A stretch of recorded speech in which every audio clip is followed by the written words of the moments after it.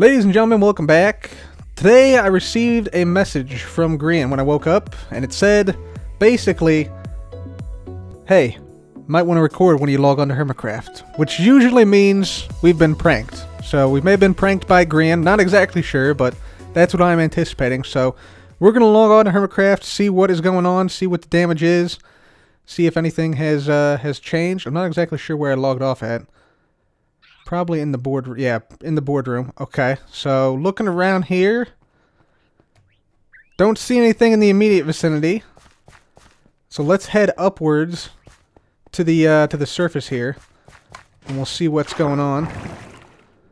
So if we head on out here, I'm guessing there's probably something out here. Oh, sand everywhere!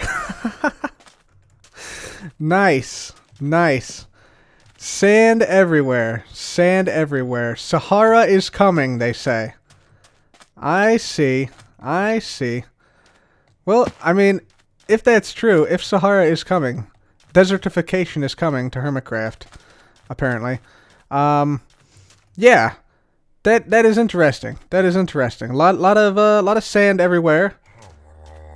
Wololo is still fine, looks like. High Priest, yeah, he's still good. He's still good. But wow, this is a lot of sand. Well, the sign says Sahara is coming, but it looks like the Sahara is here. We got some desertification going on here at Con Corp, apparently, Scar. And yeah, I don't know.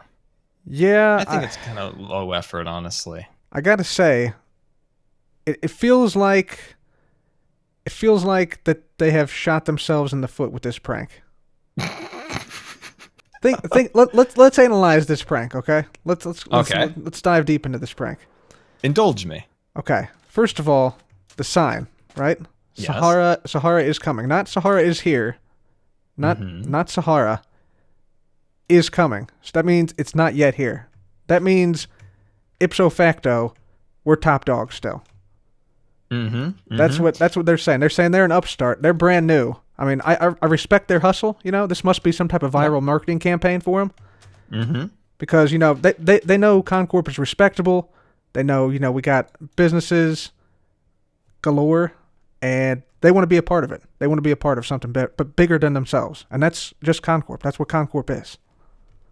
Yeah, so you've been filling me in on what this Sahara business is. I mean, earlier I thought it was McConaughey, you know, doing a sequel to his Academy Award-winning picture, Sahara. I was very confused. So Sahara is the guys in the shopping district with that giant shoebox that's like has a hole in it. Yeah, it's a flimsy wall of concrete right now, is what it is. By the way, they're building out of concrete. Just wanted to point that out. Might have to tear it down now that they know that. I mean, concrete is just blocks that's shipped from the island of Crete, made by Con Corp. I mean, that's all that is. That is all that is. And I mean, take a look at what's around you, Scar. You can't just hit me with that and just carry on. Like, oh my god. Okay. What do you see around you? We see a lot of sand, right? A lot of sand. Yeah. Yeah, I see a lot. Guess what the primary building material of concrete is? Sand. Sand, yeah. So they've gifted us thousands of sand they desperately need to build up their shop themselves. Is that a smart business decision, Scar? I feel like they shot themselves in the foot. That's exactly what I'm saying, man. It's hard to shoot yourself in the foot in Minecraft because you don't really have like a foot. It's just like a straight piece. So you really got to angle it. It's quite tough. You never thought of that, right? You don't have feet. How do we stand properly? You never know. Yeah. They must have really, really strong heels, right? They must have some giant calluses on them, don't you think? Because if I take my boots off, right? Look at this. Look at this. Anyway, enough about Minecraft feet. You never thought about feet as much as you do right now because of that. You're a weird guy, Scar. Weird guy. Dude, sometimes things come to mind and, you know, I just like to share. Yeah. What's this over here? Looks like a shulker box. 85. 85. This is Iskall's wood box, which he left here as evidence that he was like compliant in this prank. That's poor prankmanship right there. Poor prankmanship. It must be. You know what? This now belongs to Con Corp, and we'll use this to gather up the sand and put it in the box. Like, it's nice of them to leave this box for us. Very generous of them. And a crafting bench. I need that. Yeah, exactly. But you know what? I mean, this can't go unpunished. I mean, we have to retaliate for this. And I say we hit them immediately. They're not going to expect a response this fast. A two punch attack, right? Because we can maybe even announce that we're going to be opening potentially a concrete shop that we'll use this as fuel in our shop. Mm-hmm. Exactly. We're selling back their prank to them directly. Brilliant. Brilliant. Cub, I spoke way too soon on the cardboard box. This is more of a series of cardboard cutouts slowly being assembled into something. I think you give them too much credit. I mean, I'm seeing blue sky where there should be building, and I mean, we were gonna come here and prank this place, but can't top this. Can't top this. What they've already done here is punishment enough, I think. I mean, man, whew, it is rough. Oh man. Okay. I was rooting through their boxes, as one does, and I did notice something. Look at this. They literally used up almost all of their sand on the prank because they have shulker box after shulker box of gravel, but they're like basically out of sand. That's our sand too now. That's our sand. Like, we're not giving that back. Of course it is. Oh, no. I may have gotten a message from one of them say, hey, we'll help you clean it up and everything. That's code for we want that sand back. Exactly. Oh, man. Well, I got to give them a hand. I mean, they played themselves on this one. So, GG, Sahara. GG.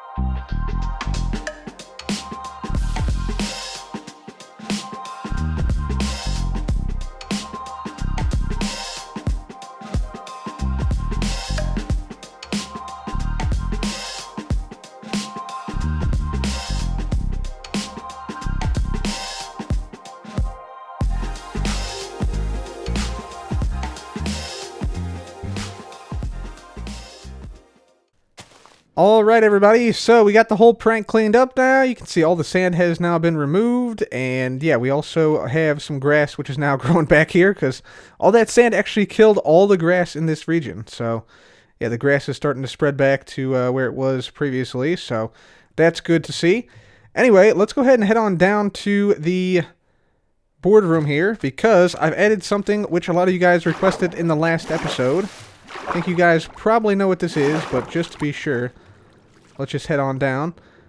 And so, once we get down here, we should see we got ourselves a chandelier right there. So that's what we're going with right here. So, yeah, we got our chandelier. We went with redstone lamps, cauldrons. We got some stained glass, some iron bars, and of course, the end rods making up the bottom of the chandelier. And it looks super cool from down here because I actually went with, if you look in there closely, some daylight sensors in there as well. So yeah, I'm thinking it's looking pretty cool. You can't see the cake, emergency cake dispenser, emergency cake button system up there, but yeah, that thing still works and everything. So yeah, you still got that. Perfect. There we go. So we still got that. Yeah, and I also want to add one other thing here. We want to add some spots where the parrots can dance. And unfortunately, the jukebox is sort of limited in its range. You actually, yeah, you can't have it go more than, I think it looks like it's like a 3-block range. So we're going to place down a jukebox here. And by the way, another problem I noticed with jukeboxes, they have global positioning, meaning that, like, if you wanted to have the area where you put the jukebox in, like this little slit here, if you wanted that facing this way, not possible. Not possible at all. So maybe that could be fixed. What I'd really like them to fix, though, with the jukeboxes, and what I would like to be able to do here, which is possible in Bedrock, is something like this, where the hoppers could actually accept input from, or the jukeboxes could accept input from the hoppers. That would be really, really nice. It's already in the Bedrock edition. Why not Java edition? Why not Java Edition? Something people have wanted for years now. But we'll see if that gets added. Hopefully it does. Hopefully it does. I think it would be a huge benefit to the game. You can make like automatic playlists and jukeboxes and things of that nature. That would be really cool. So let's go ahead and place down these jukeboxes here.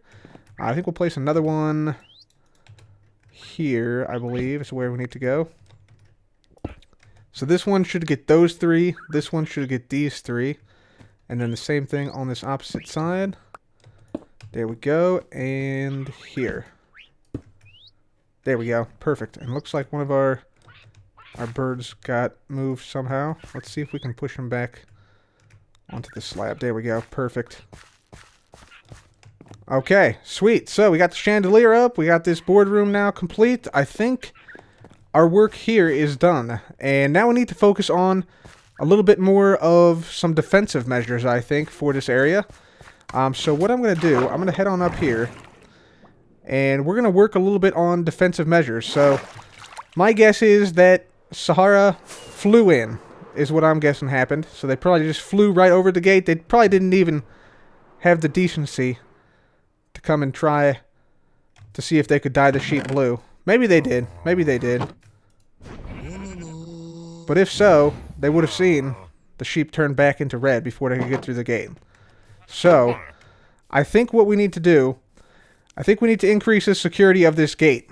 So, what I'm thinking, we're going to have some beacons here. Going through the flagpoles, I think, would be a cool idea.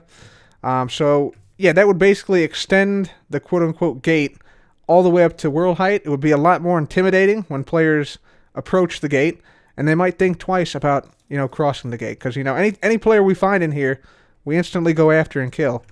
But, yeah, I guess Sahara came at a time when Scar and I were both off, so, both offline. So, yeah, we need a little bit more of an intimidation factor to this gate. So that's what we're going to do today. Anyways, let me go ahead and see if we can go find some beacons, and I'll be right back.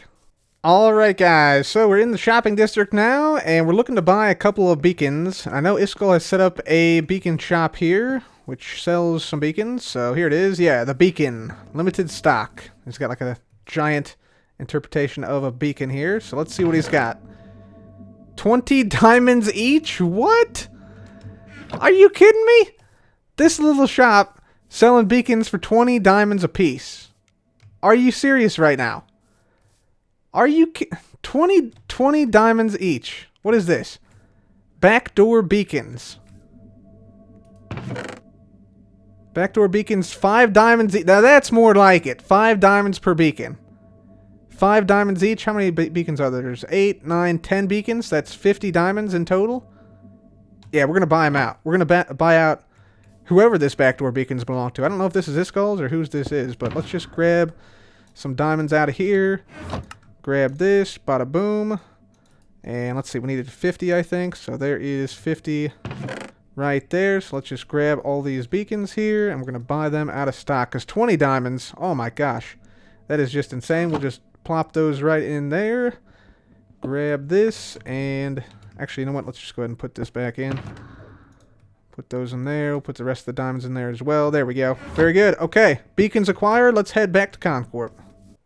Okay, guys, so we're on top of the Con Corp gate now, and here is the plan. So the plan is to have beacons come straight through these flagpoles here, and the plan was initially just to, like, dig down, like, right here, and just, basically from here, bring the beacon up. But the problem is that if we dig down like this, let me quickly get rid of some of this stuff here. If we dig down like this, you can see this is only 1 block wide here, and this is the very front of the gate. So, yeah, basically we have a hole in our gate here where the beacon beam would come through. So, that is not really an option here. So to combat that, to make sure we don't have beacon beams going through the front of the wall, we're going to have to move this whole ridgeline, this whole row of ridgeline blocks here, plus the flag, plus the flag pole, plus the main center section ridgeline there. We'll have to move that back 1 block. And that should solve the problem, but that means we also will have to have another row of blocks here, which means we'll have 3 in the front, because the ridgeline is going to be at the same height here. And because we have 3 in the front, we also want 3 in the back, so we only have 2 in the back here, so we'll have to move these 2 rows over 2 blocks. We'll have this row where I'm standing right here, and then this row will be another block over even further than it already is. And then that should allow enough room to complete the back of the wall right here with a beacon beam going straight up through the center right where I'm standing right here. So this is where one of the beacons will be, right where I'm at right now. So yeah, that should work out for us, but it's going to be kind of a big project because, like, you know, we have a huge wall section here that, yeah, definitely needs to be changed and be altered. So yeah, I'm going to go ahead and get started on this, and I'll be right back. Alright guys, so we got the first part of the gate now done, so let's just go ahead and fly on up there and see. So up here we now have this as a 3 wide area right here, so it goes up half a block, then up another half block to the main sort of ridge line here. We moved over all the flags, all the flagpoles 1 block, so now we should be able to send beacons through here. If I just dig out a couple of blocks, yeah, you can see right down there maybe a beacon just barely poking out from the area down here. So yeah, this should have a clear shot all the way up. Yeah, nice, cool. And then the same thing over on these other ones here. So there's a beacon down right there, beacons down over here. And it's a little bit more complex than I thought because we actually have a big lake that was down here before. So I've been trying to clear this out a little bit just by placing down some sponges like this, but we have to get onto the sides here. But we need to clear this area out, I think, so we can put down, you know, the pyramid, the ore pyramid that we need to make the beacons active. So yeah, I've had to come down here and just do some of this around here. So yeah, hopefully we can get this done relatively soon. And yeah, I'm just gonna go ahead and spam a couple of these things down here. We'll spam some of that down right there. And we'll just try and clear as much water as we can out of here. And hopefully it's not going to be reforming constantly like this. There we go. Alright, so yeah, I'll go ahead and keep working here. Got to get these beacons down and beacons active and see how it looks. And I'll be back. Alright guys, so we got the gate roof extended back in certain spots here. And yeah, we have all the beacons down. And they're also all wired up down here. You can see a redstone line going through this way. And yeah, basically what we're doing here is we have a piston right here, which extends in and out, and that basically controls if the beacons are active or not. So you can see it's off right now, but what I can do is I can come over this way, and we can flick this lever right in here. Bada boom, and we should see all the beacons come on. Takes a second or two to update, but yeah, there we go. All 8 beacons on, and then if we unpower the lever, all 8 beacons go off. So that is pretty cool. I like that. I like that a lot. And this side works the exact same way. So boom, just like that. And again, we won't be able to see this main portion of the beacon eventually. But I think what I'm going to do, you might notice I have this lever just sort of out in the open here. And the reason is because I would like to hook this up to this guy, the High Priest Wololo. Basically what I'd like is I'd like the lever, whenever you flick it, like if you turn it on, right, all the beacons come on, like they will in just a moment. All the beacons come on like that. But also, the glass pane in this guy's head right there, the glass pane comes out of his head, so then he attacks anybody who shows up at the front gate, like over in this section here. So I think that would be pretty cool. So we'd have to build like some type of like, you know, like some type of structure here. And maybe put like a lever here and have it, you know, go up to this guy, remove the glass pane, and then also activate the beacons. And then when we turn it off, yeah, the beacons go off, and then the glass pane gets put back into his head, so he doesn't attack you once more. So that, I think, is going to be something that we leave up to the geniuses at the Prodigy bar at Cherry Computers. So we're going to actually head over to the shopping district. We were kindly gifted a lifetime pass, or hold on, what was it called? A celebrity red card to Cherry. So we're going to pay it forward. We're going to make an order from the Prodigy bar at the Cherry Computer Redstone shop, and we're going to have good times with Scar, see if he can wire this thing up for us. And yeah, that should be somewhat exciting, I think. So yeah, let's go ahead and head on to the shopping district. We'll make an order at the Prodigy bar. Alright, so here it is, our Prodigy bar request. So it says, Dear Prodigies of Cherry Computers, I'm in need of some redstone assistance at the front gate of Con Corp. I've hooked up 8 beacons to a lever at the Con Corp front gate. However, I'd like the redstone to not only activate all beacons at once upon lever activation, but also would like the High Priest Wallalal to have the glass pane removed from his head during this time to prevent intruders from entering Con Corp. Wow, that was a really long sentence. I hope that your prodigies and your redstone expertise can assist me in this endeavor. Thank you. So we will see if Good Times with Scar, the redstone prodigy, the redstone legend, can complete this task. So there we go. Book has been placed. And with that, guys, I think I'm going to have to call that an episode for today. Please leave a like if you enjoyed. Be sure to subscribe for more videos like this. And as always, thanks again for watching, guys. This has been Cub. Goodbye.